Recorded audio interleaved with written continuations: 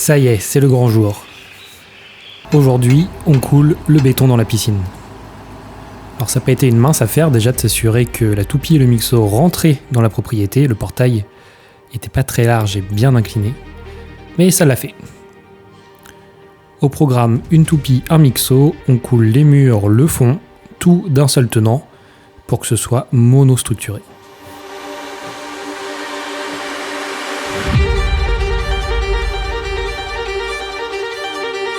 Ça a été assez stressant parce que vous le savez, d'habitude notre béton on le fait à la main à la bétonnière.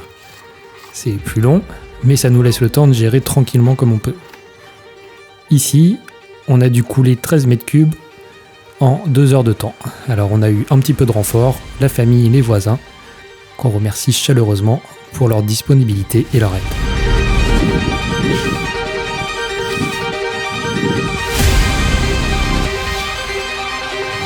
Bon et bien ça y est, la piscine est coulée, ça a été assez compliqué pour nous, pourtant on a l'habitude de faire du béton, mais vous savez nous-mêmes à la bétonnière et on coule petit à petit, on nivelle, on lisse. Et là il y avait plusieurs complexités, c'est qu'on avait le tour de la piscine à remplir, l'intérieur de la piscine également, et faire des petites pentes ici, puisqu'on n'a pas le même niveau entre deux parties de la piscine, ce qui fait qu'il faut qu'on fasse des pentes à 45. Et ce qui a été très très compliqué, c'est que les toupies et le mixo qui nous ont livré, on avait demandé que ce soit plutôt ferme en premier temps pour faire les petites cheminées ici. Et finalement, ce qu'ils ont mis était archi liquide, donc tout est tombé à côté. Et après, on a dû mettre à l'intérieur, etc. Et après, finalement, ce qui restait dans le mixo était plus ferme que la toupie. Et donc après, on a galéré à mettre dans les cheminées, etc., à taper avec le maillet, à vibrer. Et là, Samy est en train de faire des petites finitions. Il est en train d'essayer de lisser au maximum pour éviter qu'on ait à faire un ragréage et un mortier de finition sur toute la piscine. Donc on fait ça. Donc là, il est 18h21 et on avait commencé à 12h45. Et voilà, ce que je vais faire, c'est que je vais venir nettoyer au maximum depuis l'extérieur, l'intérieur de la piscine, les panneaux, pour que ce soit propre quand même. Éviter qu'on ait à gratter et poncer après.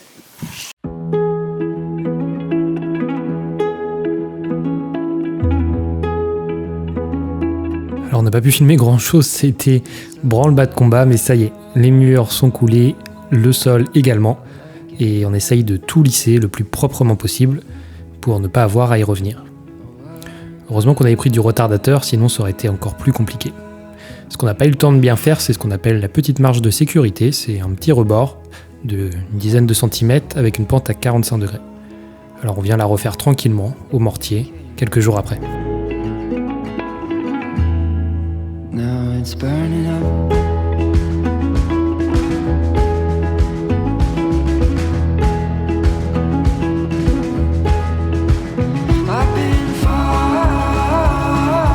Il va maintenant falloir attendre 3-4 semaines que le béton sèche entièrement avant de pouvoir poser le liner.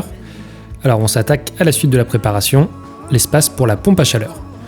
On va la mettre dans notre petit potager, à l'abri des regards de la piscine, et pour ça il a fallu terrasser et retirer une souche de noisetier qui était très coriace et qui poussait dans le mur, qui l'a abîmé au passage.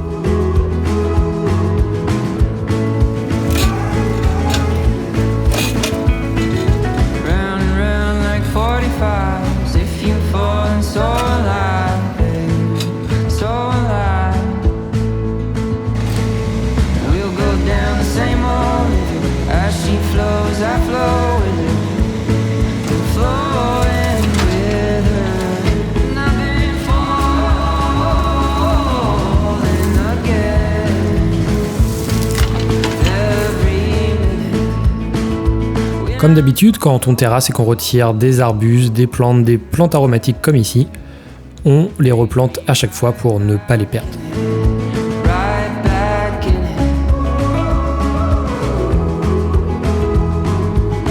Comme on l'a dit, la pompe à chaleur sera de l'autre côté du mur, côté potager, alors il y a bien évidemment des réseaux à faire passer sous le mur. Alors plutôt que d'y aller au marteau-piqueur et d'abîmer les fondations du mur, on fait un trou propre à la carotteuse. Le seul problème, c'est qu'il faut être à 4 pattes dans une petite tranchée.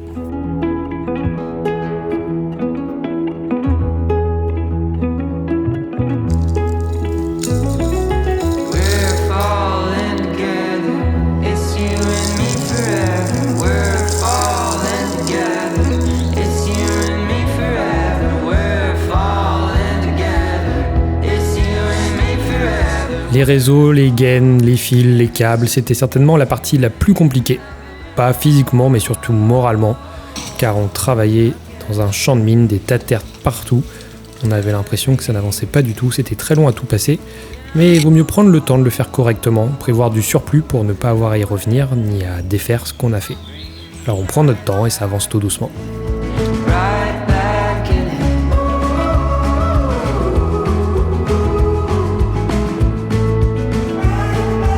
Tracteur, remorque, mini-pelle, on commence doucement à évacuer les tas de terre qui traînent un peu partout.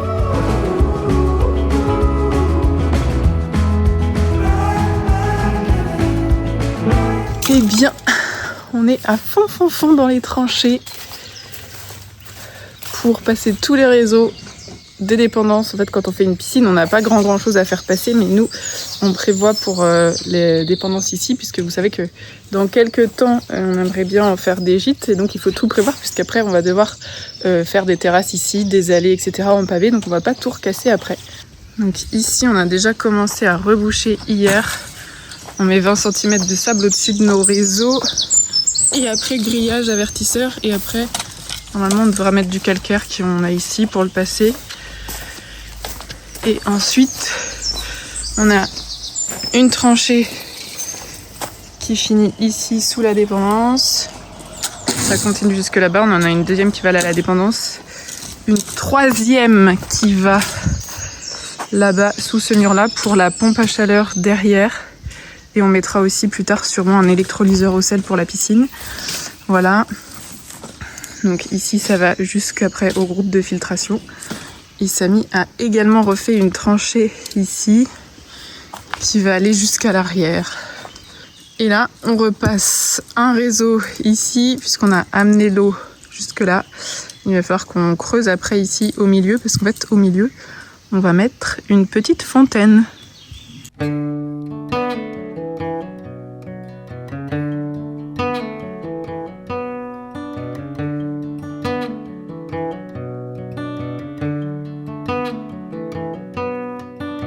She had a dusty mountain living room with family photos and derby decanters. She played old-time gospel tunes where that fish hung over the family piano. I've never seen that shade of blue hanging on a wall, but then again, I've never really been anywhere at all. No, I ain't spend much time out of my holler. I ain't spend much time out of my holler. I ain't spend much time out of my holler. Pas très beau, c'est long, c'est pénible. Et encore, vous l'avez en accéléré. Mais bon, on avance tout doucement. She's raising goats full of kudzu. One day that vine will eat the hardwood floor, but now she got a nice above ground pool. Bon, et bien, on en a à moitié fini avec les tranchées. On a une grande de rebouchée, la traverse aussi. Et là, il en reste quand même 4 à faire. Samy vient de redéposer du sable. Il est parti en chercher. Je vais commencer à reboucher à la main, sans la pelle, tout ça. Et comme ça, après, on va pouvoir continuer à 2 avec la mini-pelle.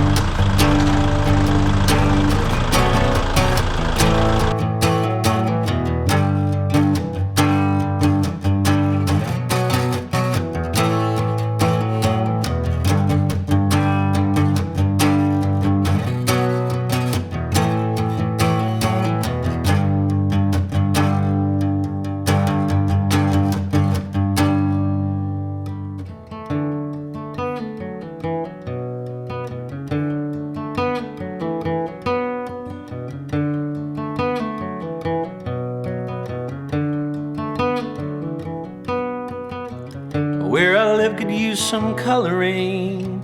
It's like the light is trying to hide. But here the sun touches everything in the sky. Cette partie de terrassement n'est vraiment pas l'étape la plus fun. Mais c'est obligatoire pour pouvoir passer à la suite, donc ça nous tenait à cœur de vous montrer également ces images. On installe ensuite un drain périphérique tout autour de la piscine, même si notre terre est assez calcaire et drainante. Par précaution, tant que c'est ouvert, on le passe. Hanging on a wall, but then again, I've never really been anywhere at all.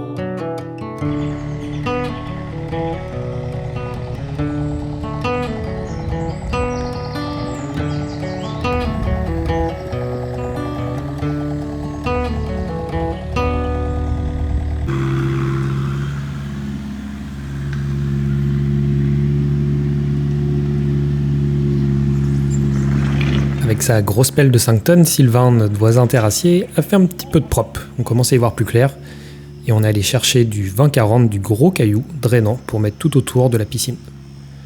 Il nous aide tout simplement à remplir jusqu'en haut avec ce caillou-là.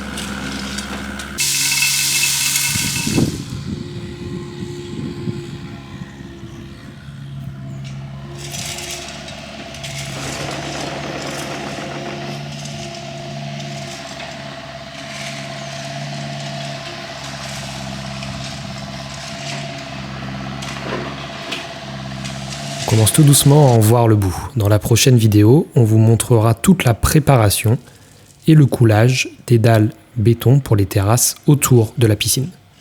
C'est la dernière grosse étape avant la pose des margelles, du liner et la mise en eau.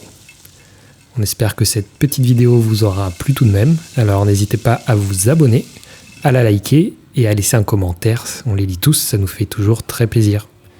Alors à très vite au Petit Château 1780.